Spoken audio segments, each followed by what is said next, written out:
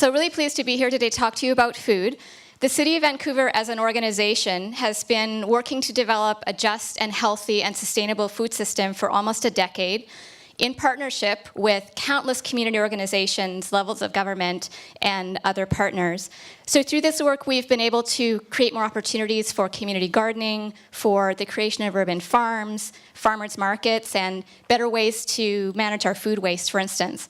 So we know this happens in different shapes and forms and places in our city. One of the things we've learned together with our partners is that place really matters. And one of the most profound sites of change is in our own backyards, in our neighborhoods. And one of the mechanisms we found that's incredibly powerful is the Neighborhood Food Network movement. And that's exactly what my colleague Juji Fedor is going to talk to you about. Thank you, Andy. So the concept of a neighborhood food network is a relatively simple one. Community residents and stakeholder organizations coming together at the neighborhood scale to co-create better food realities. But when we look a little closer, they blossom with complexity and incredible outcomes. Part of what neighborhood food networks do is work across the food system, flourishing and stewarding everything from community kitchens and food skills workshops, garden space, markets, and compost heaps.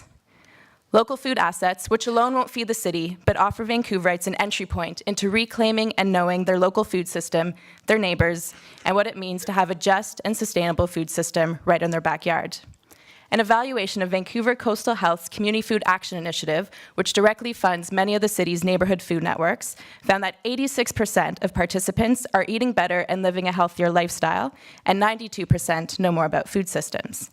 Given that the City of Vancouver intends to increase the number of its local food assets by 50% in the next 8 years, supporting neighborhood food networks directly enables the human capacity that we need to steward these assets.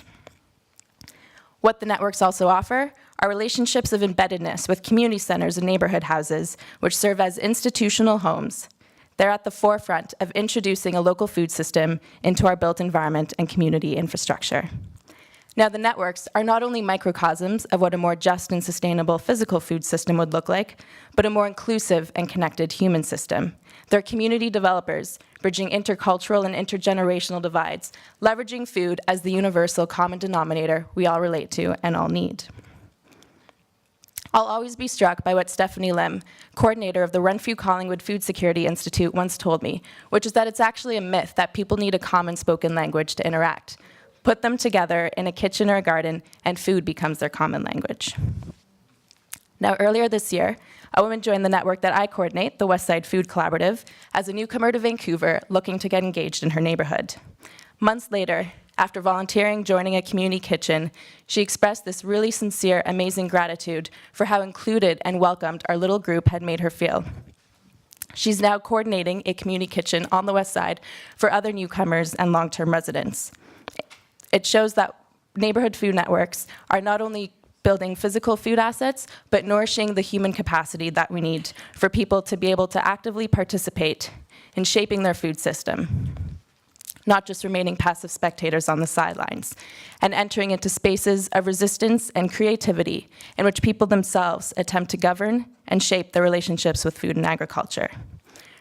Our collective challenge now is to continue to link up the pieces of our interconnected food and human systems, creating systematic change for a better fed, more inclusive, and resilient city.